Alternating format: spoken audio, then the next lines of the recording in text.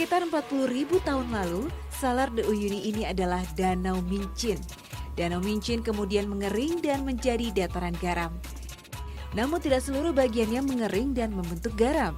Di baliknya masih ada air asin yang bisa kami manfaatkan untuk berwudu. Karena di dataran seluas 12.000 km persegi ini tidak ada air bersih sama sekali, jadi kita harus mengambil wudhu dengan air yang tersedia, yaitu air garam yang ada di sini. Dalam Islam, air yang boleh digunakan untuk berwudu air mutlak, yaitu air bersih yang belum bercampur dengan zat lain. Air di sini walaupun rasanya asin seperti air laut, tapi bisa dikategorikan air mutlak. Sesuai dengan sabda Nabi SAW, air laut tersebut tahur, suci lagi mensucikan. Bahkan bangkainya pun halal. Masya Allah, sebuah pengalaman luar biasa yang saya dapatkan. Bisa sholat di tengah hamparan garam. Ya, inilah salah satu fungsi tadabbur alam, meningkatkan keimanan kepada Yang Maha Pencipta. Di sini mataharinya sangat terik dan para pengunjung tuh harus menggunakan kacamata hitam dan juga topi. Walaupun mataharinya sangat terik, tapi cuaca di sini sangat dingin. Kalau pagi-pagi itu bisa 4 derajat Celcius. Dan karena ini semua adalah dataran garam yang berwarna putih, jadi kalau tidak pakai kacamata hitam nanti akan membuat mata sakit.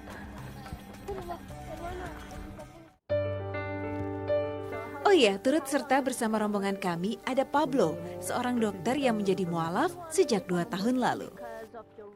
How did you feel after you become a Muslim?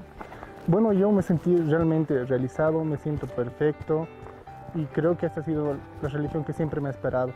As I know that you are a doctor and you live in the minority country like Bolivia, what do the people react when they know that you are Muslim?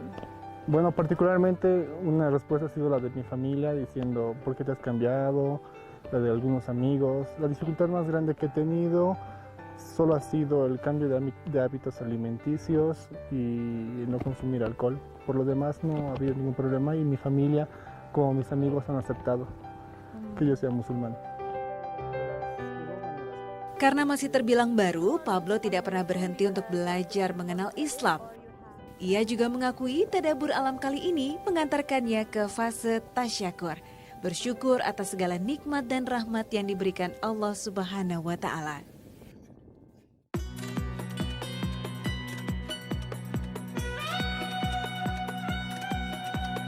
Selain meningkatkan rasa syukur, kegiatan tafakur ini juga menguatkan solidaritas dan tali silaturahmi di antara kami.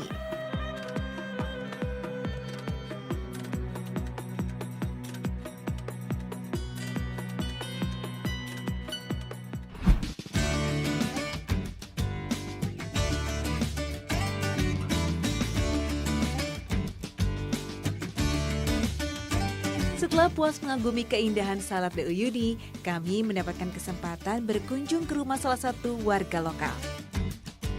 Uyuni terbagi menjadi beberapa daerah. Di dalamnya terdapat pemukiman warga. Di daerah pegunungan ini, warga memiliki kehidupan yang masih sangat tradisional. Kami disambut pemiliknya yang bernama Agustino. Ini merupakan salah satu kesempatan yang jarang terjadi, karena biasanya warga lokal yang tinggal jauh dari kota memiliki sifat yang sangat tertutup. Apalagi kami bukan berasal dari kota Uyuni. Setelah meminta izin, kami dibebaskan untuk melihat sekeliling rumah.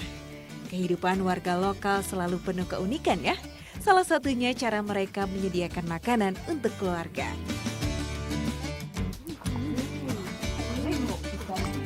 Ini adalah daging-daging lama yang sudah diawetkan selama 3 hari menggunakan garam, dan ini adalah cara tradisional bagi warga yang ada di Uyuni ini untuk mengawetkan makanan.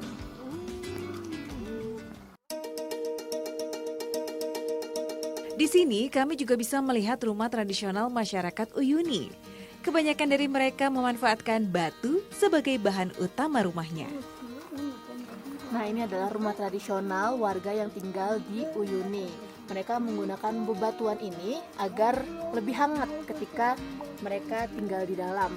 Dan menempelnya ini tidak menggunakan semen, hanya menggunakan pasir dengan air. Atapnya juga menggunakan tumbuhan yang hanya tumbuh di tempat ketinggian.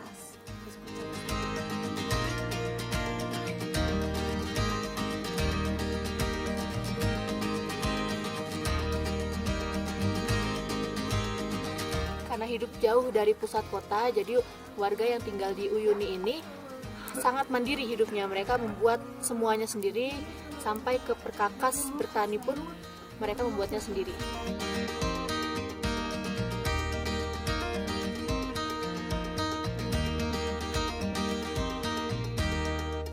Jadi alat ini bernama Leukana, berfungsi untuk bercocok tanam. Biasanya mereka menggunakannya untuk menanam kentang.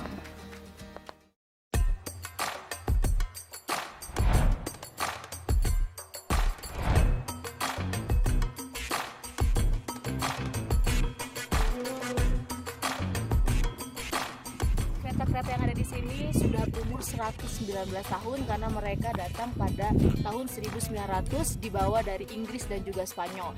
Nah, dulunya kereta-kereta ini berfungsi sebagai transportasi pengangkut hasil tambang. Uyuni memiliki kandungan litium dan silver yang tinggi. Dulu awal abad ke-20, wilayah ini didesain untuk menjadi tujuan utama kereta Bolivia khusus untuk pertambangan. Tapi karena perselisihan dengan negara tetangga, rencana itu harus kandas. Kini hanya menyisakan lebih dari 100 kereta yang tidak bisa digunakan lagi. Tak terasa perjalanan kami harus berakhir. Matahari sudah mulai tenggelam dan digantikan oleh rembulan. Uniknya hanya di Salar Uyuni inilah kami bisa melihat pergantian dua cahaya dunia itu dengan nyata. Subhanallah. Tadabur alam untuk melihat kekuasaan Allah seperti ini mengingatkan saya untuk terus mengucap syukur alhamdulillah, dan tentunya mengingatkan saya untuk tidak pernah putus beribadah kepadanya. Dan memang jika Allah berkata jadi, maka jadilah. Dataran garam yang paling luas di dunia seperti ini yang menyelimuti permukaan air. Pemandangannya begitu istimewa, Masya Allah.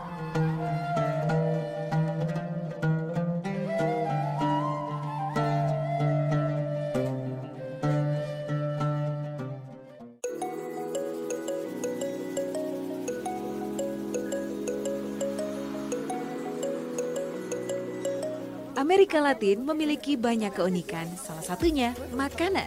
Ya, kali ini saya bersama Naura dan Haura berkunjung ke salah satu pasar di kota La Paz. Karena keberagaman jenis tanah dan iklim, Bolivia memiliki berbagai jenis jagung. Eits, jangan bayangkan jagung di sini sama seperti di tanah air ya. Nah, itu tuh, dari warnanya saja sudah terlihat ya perbedaannya. Nah, kalau yang ini biasa dimakan untuk snack, sedangkan yang jagungnya ini biasa dimakan untuk menggantikan nasi. Tapi kita tidak mau mencari itu, kita mau cari yang warna ungu. This is what we're looking for, right?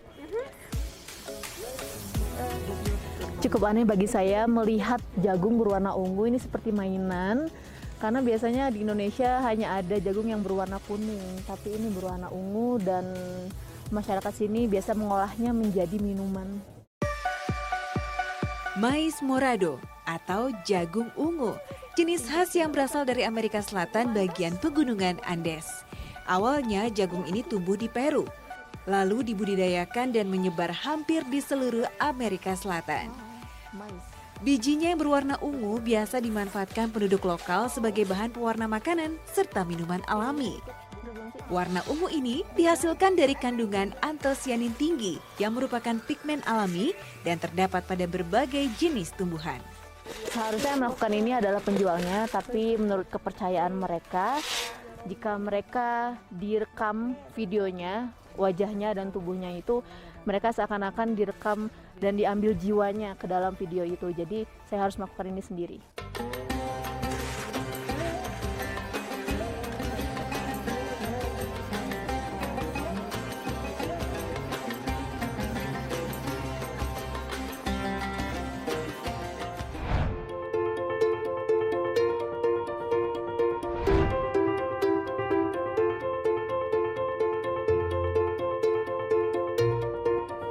Setelah membeli jagung yang dibutuhkan, kami segera menuju ke dapur untuk mengolahnya. Kami akan membuat minuman api. Unik ya namanya. Bahan-bahan yang dibutuhkan tidak banyak. Hanya gula, kayu manis, cengkeh, 1 buah jeruk, dan jagung ungu. Sambil menunggu air mendidih, kita haluskan dulu jagungnya.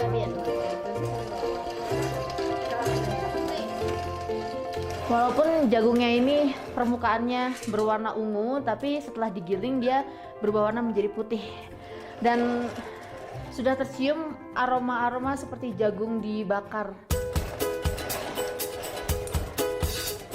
Biasanya jagung yang sudah halus ada nih di toko. Tapi kalau menggiling sendiri, rasanya lebih nikmat. Tentu saja karena tidak menggunakan bahan pengawet atau campuran kimia lainnya. Oke, listo. Sudah jadi, sudah halus jagungnya. Kalau mau bikin minuman api ini memang jagungnya itu harus dihaluskan sampai benar-benar halus. Jadi nanti dia akan melebur dengan sendirinya dengan air panas. Oke. Setelah air mendidih, masukkan kayu manis dan cengkeh. Jagung yang halus bisa dituang semua ke dalam air.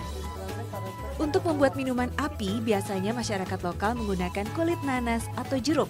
Ini berfungsi sebagai penguat aroma dan penambah rasa asam segar dalam minuman. Nah, airnya udah mulai berubah warna nih. Ini harus terus diaduk selama sekitar 15 menit.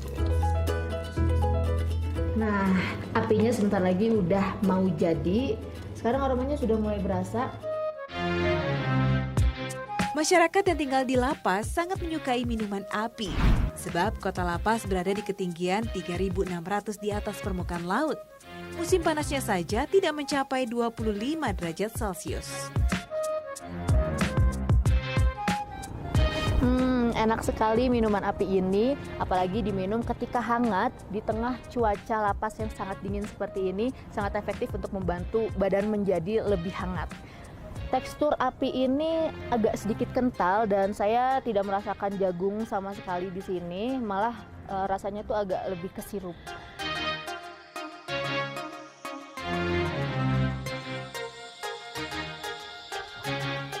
Tak heran mengapa Muslim di sini sangat menyukai api. Rasa manisnya menjadi iftar berbuka puasa yang sangat pas. Selain itu, kandungan antosianinnya juga sangat baik untuk kesehatan. Melindungi lambung dari kerusakan, menghambat sel tumor, meningkatkan penglihatan mata, dan masih banyak lagi.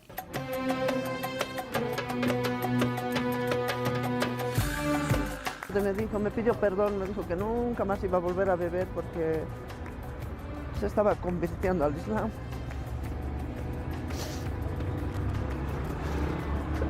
Eso fue lo único que